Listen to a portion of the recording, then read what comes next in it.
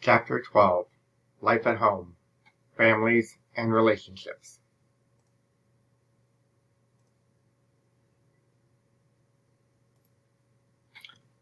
What is the family? The U.S. Census Bureau defines family as two or more individuals related by blood, marriage, or adoption living in the same household. According to sociologists, a family is defined as a social group whose members are bound by legal, biological, or emotional ties, or a combination of all three. People in what sociologists define as a family may or may not share a household, but always are interdependent and have a sense of mutual responsibility for one another's care. This more open-ended definition takes into account the diversity among today's families.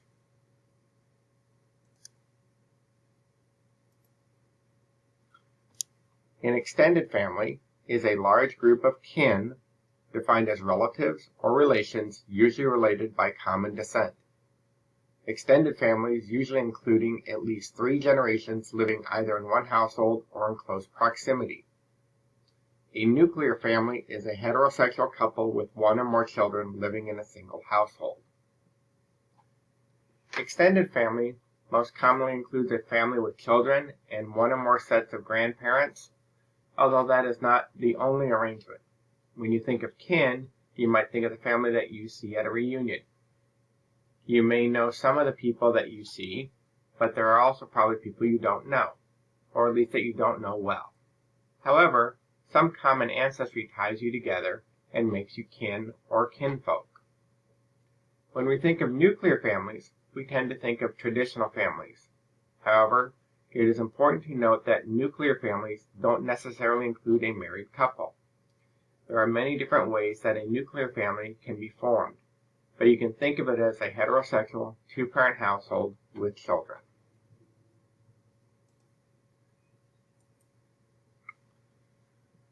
Structural functionalism views the family as one of the basic institutions that keep society running smoothly by providing functions such as producing and socializing children, economic production, instrumental and emotional support, and sexual control.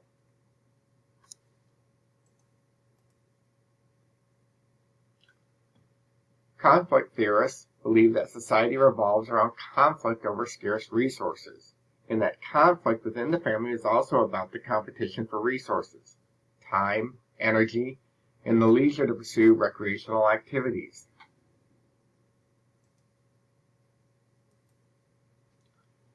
Symbolic interactionists examine the types of social dynamics and interactions that create and sustain families, emphasizing the ways that our experiences of family bonds are socially created rather than naturally existing.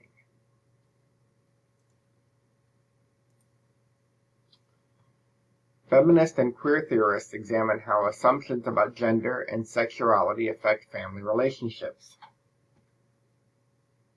Feminist and queer theorists provide critiques of the notion of a traditional family as both heteronormative and inegalitarian.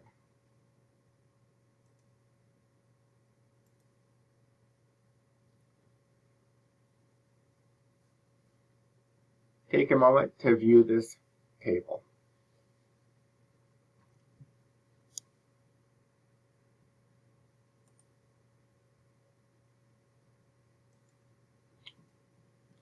Mate selection. Homogamy means like marries like, and is demonstrated by the fact that we tend to choose mates who are similar to us in class, race, ethnicity, age, religion, education, and even levels of attractiveness. Propinquity is a tendency to marry or have relationships with people in close geographic proximity. The process of selecting mates is largely determined by society. 2 concepts, homogamy and propinquity, tells us a lot about how this process works. Propinquity is logical. We are likely to find possible mates among the people in our neighborhood, at work, or at school. The internet makes courtship and romance possible across much greater geographical areas, as we can now meet and converse with people in all parts of the world, so our pool of potential mates moves beyond local boundaries. but even this technology may intensify homogamy by bringing together people with very specific interests and identities.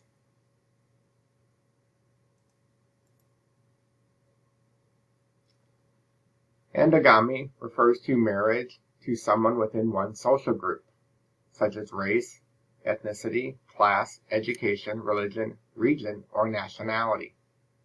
Exogamy refers to marriage to someone from a different social group. Endogamy tends to be more common for a variety of reasons. From the time of slavery through the 1960s, many states had anti-miscegenation laws, the prohibition of interracial marriage, cohabitation, or sexual interaction. Anti-miscegenation laws were effectively ended by the Supreme Court case Loving v. Virginia. This was a landmark civil rights case in which the United States Supreme Court, by a 9-0 vote, declared Virginia's anti-miscegenation statute, the Racial Integrity Act of 1924, unconstitutional, thereby ending all race-based legal restrictions on marriage in the United States. Yet, we still tend to have de facto segregation in our society as a result of housing patterns, economic patterns, etc. So we tend to meet people of similar backgrounds. There are also social pressures to marry people of similar backgrounds. Exogamy is becoming more commonly acceptable, but is still less common than endogamy.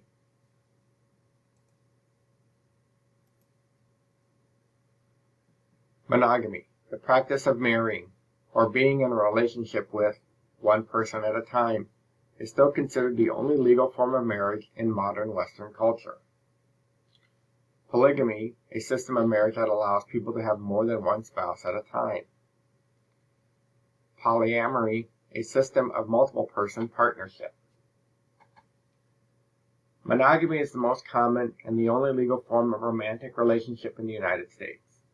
Polygamy is practiced among some subcultures around the world, but is not widely acknowledged as a legitimate form of marriage. You may hear of polygamous relationships even in the United States. Individuals may claim to be married to multiple people, but those ties have no legal meaning and will not hold up in a court. There are two types of polygamy. The more common form of polygamy is polygyny, which is a system of marriage that allows men to have multiple wives. Polyandry, a system of marriage that allows women to have multiple husbands, is a more rare form of polygamy. Polyamory is a type of multiple-person partnership where each person is in a relationship with each of the other individuals belonging to the group.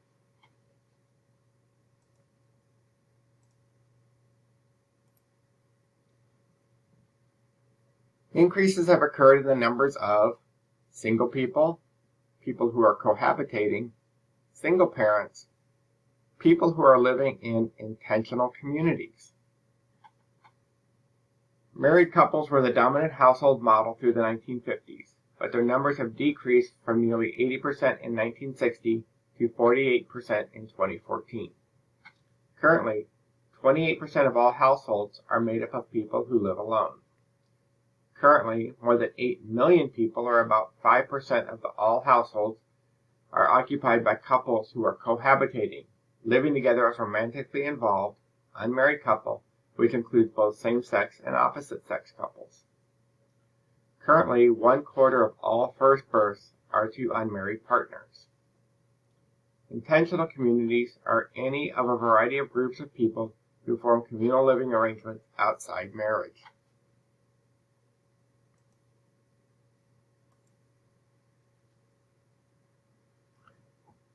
Take a moment to look at this chart.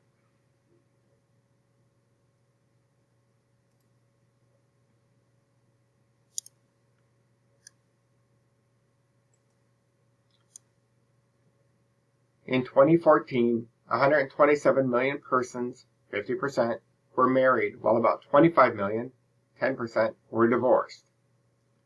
Remarriage is common. 64% of previously married men remarry, compared to 50% of previously married women.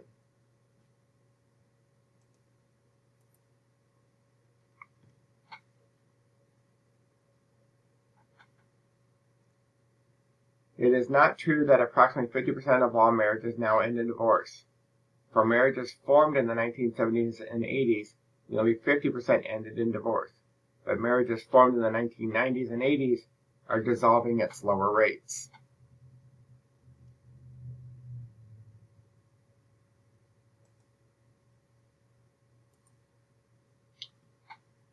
Mothers still disproportionately receive custody, physical and legal responsibility for children assigned by a court, but there is now a trend toward joint custody. Women are more likely to suffer downward economic mobility after divorce, especially if they retain custody of their children. This relates to the feminization of poverty that we discussed previously. Being the sole provider has a negative financial implication on women, which tends to lower their socioeconomic status and earning potential.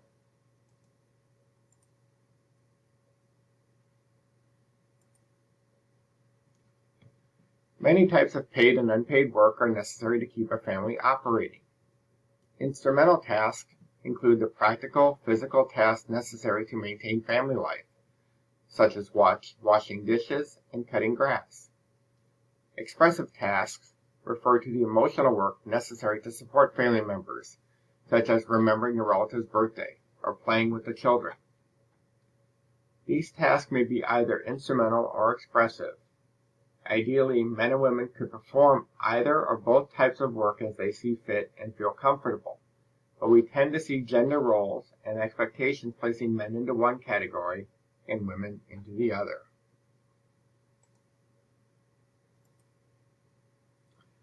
Men and women have always performed different roles to ensure the survival of their families, but these roles were not considered unequal until after the Industrial Revolution. Women nowadays have two jobs: paid labor outside the home and unpaid labor inside the home. With the Industrial Revolution, work started taking place outside of the home for a paid wage. As a result, the kind of work that became valuable was the kind that happened outside of the home. This is when housework became unvalued, because it was not associated with a wage.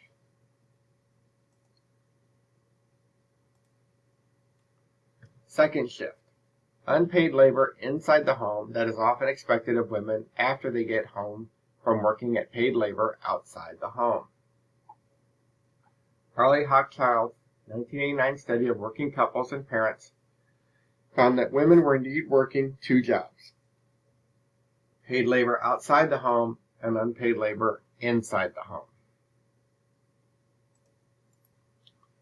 Children's experiences are shaped by family size, birth order, presence or absence of parents, socioeconomic status, and other sociological variables.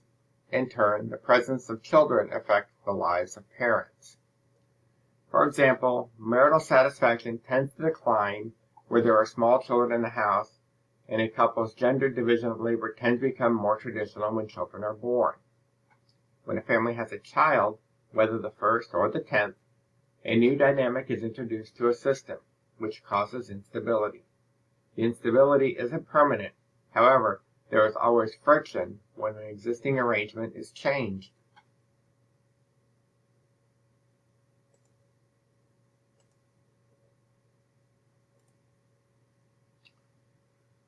Life expectancy is increasing. What is happening to the elderly population?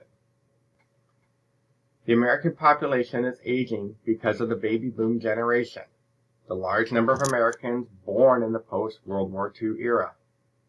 Life expectancy in the United States is 79, with women living an average of 5 years longer than men. Retired citizens may have limited financial resources, putting them at risk of poverty. Currently, about 10% of the elderly live below the poverty line. Social Security benefits are a major source of income for about 65% of the elderly. The care of the elderly is no longer a primary function of family.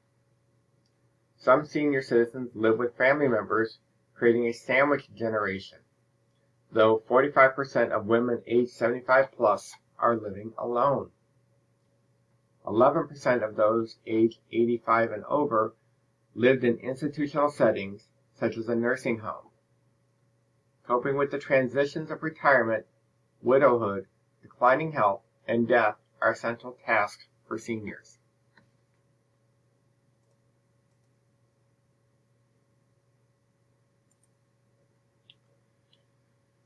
Trouble in families. Domestic abuse is by far the most common form of family violence. It includes behaviors abusers use to gain and maintain power over their victims. Forms of abuse: physical, verbal, financial, sexual, psychological.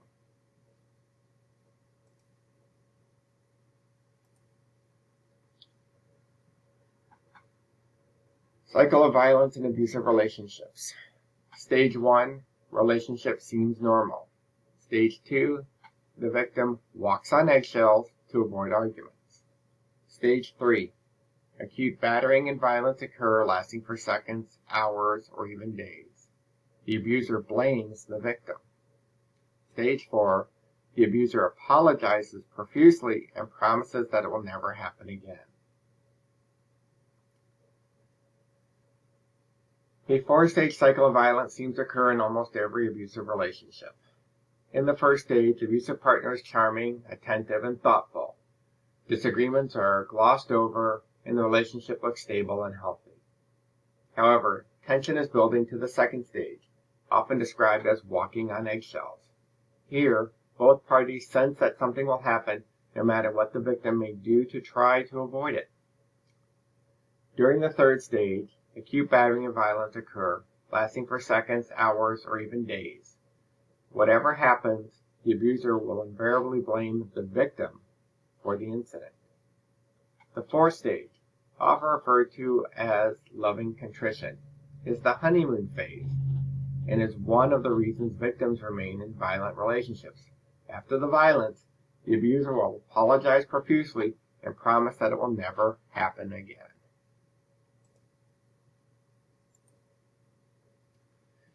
Rates of domestic abuse are about equal across racial and ethnic groups, sexual orientations, and religious groups. People are more likely to be killed or attacked by family members than anyone else. We tend to think of attacks or murders being committed by total strangers in dark alleys, but the reality is that this kind of violence is far more common among people who know one another. It is also important to recognize that this kind of violence can occur on college campuses. Most colleges have resources or counselors available to help students in troubled situations. Children and the elderly may also suffer at the hands of abusive family members. Child and elder abuse are underreported, due in part to the relative powerlessness of the victims in the private settings of the abuse.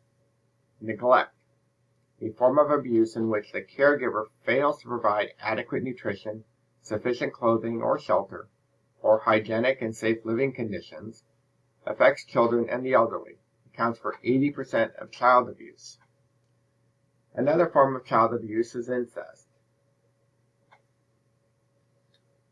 Elder abuse can include violence and abuse, as well as financial exploitation, theft, neglect, and abandonment. Many states have special laws that give extra protection to elderly or minor individuals. For instance, the punishment for child abuse or elder abuse may be harsher than for the abuse of an individual who is neither a child nor elderly.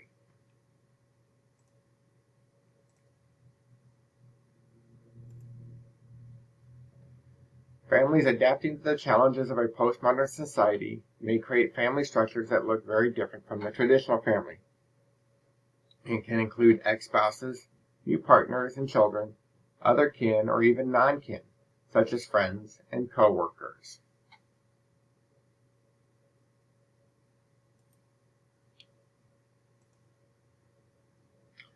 This concludes Chapter 12.